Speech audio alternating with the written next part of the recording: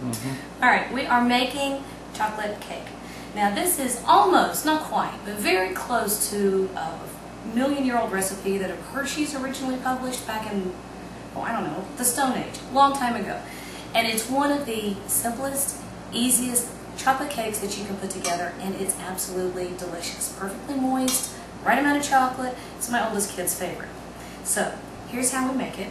I've got 2 cups of flour, 2 cups of sugar, 3/4 of a cup of cocoa powder, and this is not the fancy Dutch process. This is just plain old cocoa powder. 1.5 teaspoons of baking soda, 1.5 teaspoons of baking powder, and a pinch of salt. Okay, so we're going to whisk these together. Now this is, you've got several different kinds of cakes. You can leaven a cake, or that's what makes it rise when you're leavening, with the creaming method, where you cream together the butter and sugar ahead of time. You can also do it this way, where you've got, instead of butter, you're going to use oil and a dairy product with the eggs. Eggs provide some lift in there too. But this is an oil cake, as opposed to a butter cake or a sponge cake. I'm pretty sure the oil cakes, I could be making this up, so if I'm making this up, just, forget it.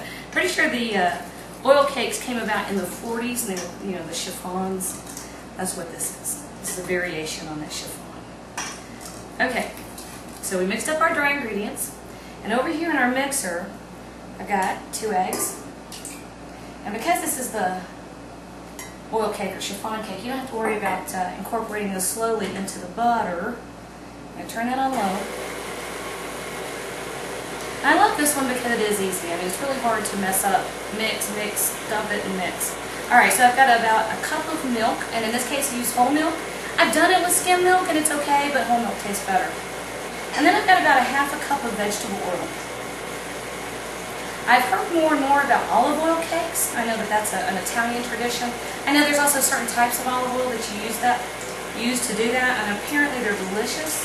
I haven't tried it yet, but I want to. That's just plain old vegetable oil. Okay? So these all mixing up together over here. And normally you put in the vanilla at the end. I'm going to go ahead and add it at this stage. And I like a big heavy slug of vanilla. I've got about 2 tablespoons. And this is real vanilla extract that I made. Oh God, that's so easy. Use vanilla beans and vodka and make your own vanilla extract. There's a video on that if you want to see how. I got a video on all kinds of stuff. Alright, so, ew, egg and oil and milk is kind of yucky. So this is all you have to do to this. Dry ingredients go in here. Now, a lot of cake batters, when you've gotten up at the stage where you're putting together your wet and dry ingredients, you'll notice that there's some, I'm not sure how you'd call it, maybe some body or some texture to the batter. Kind of like this is about to look like in a minute. Now, this right now looks more like a traditional cake batter. You see how thick that is? However, in this case, we're adding a cup of very hot water. I'm going to go slow so it doesn't slosh. This makes an extremely thin batter. But don't freak out. That's what you're after, okay?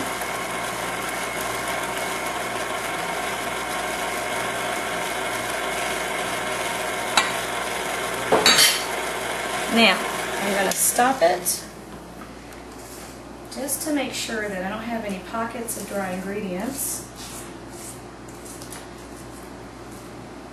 I love this cake when, well, other than the fact that it's Ricky's favorite, I love this cake when I'm teaching somebody how to start baking. It's so good, and it just doesn't take any time at all. But you actually do have real homemade cake, and it tastes like homemade cake. It doesn't taste like it. I'm not real big on mixes. So we get rid of him. And these guys, I've got 2 9-inch pans. My oven is on 350 degrees. See how thin that is? You want to get it as even as you can.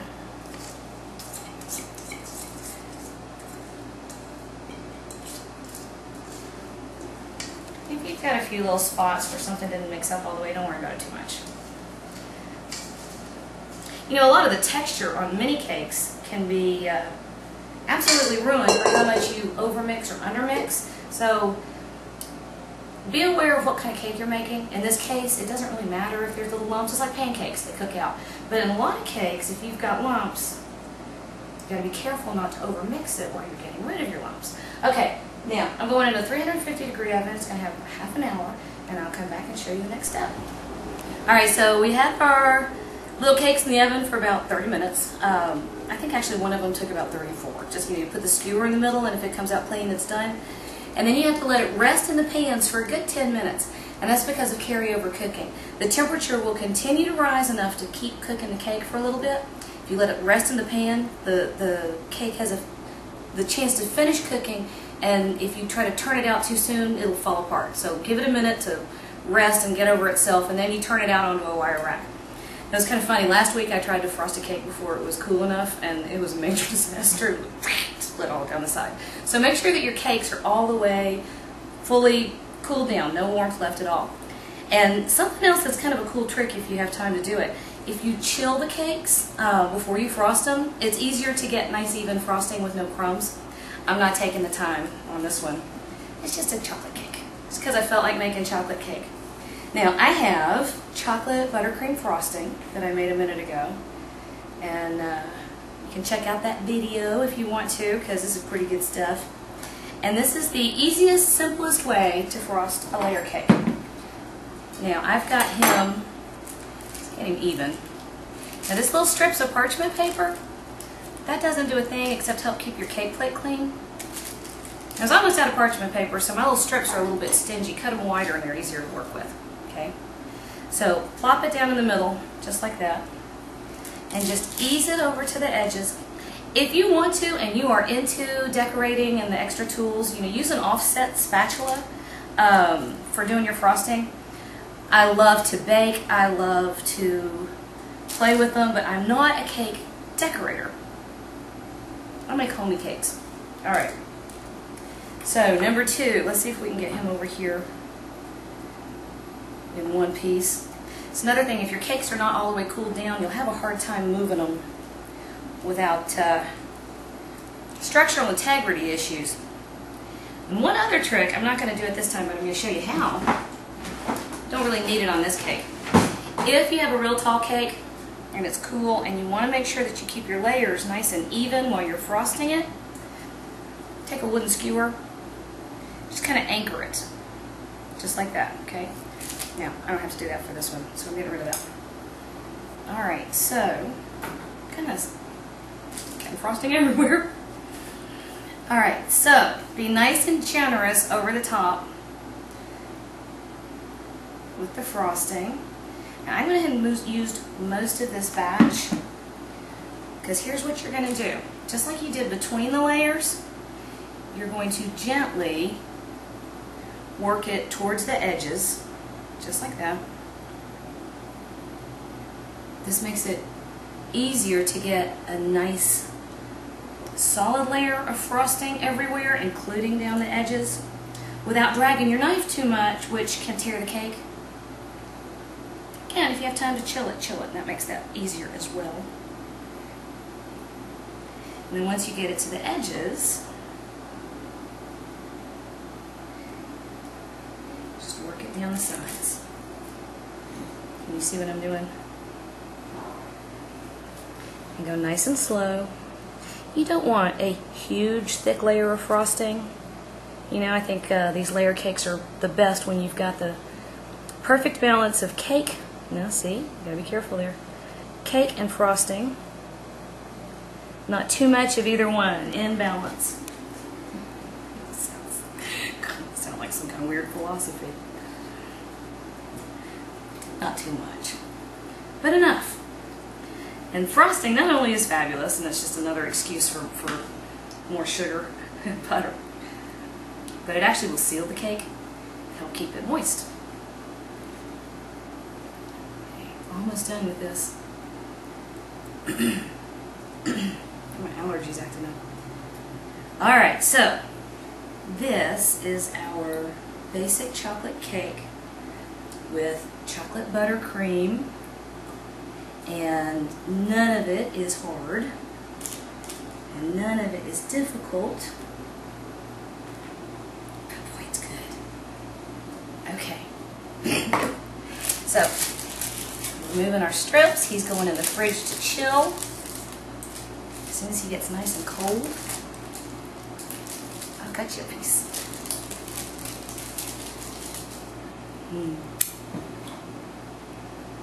Okay, let's chill him up. I got chocolate cake. It's not really cool. I didn't chill it all the way because I've got to go and I want cake. But I am going to show you what it looks like. Now, the easiest way to get your slices nice and even, which frankly I don't care, but if I don't do this first, the boys will come in and they'll just start hacking out of the side of it. So I'm going to get a little even to start out with. Just go half and then half and half again. If it were really chilly and all the way cold, all the way through, I'd go ahead and cut it in half one more time. So my little people can't eat great big monster slices of cake, even though they like to look at it. Alright, let's see. How are we doing here? Oh, yeah. Haha. Can I get it off my knife? Yes. Okay. Okay. That is perfect, simple, delicious. Man. Chocolate cake, chocolate buttercream frosting.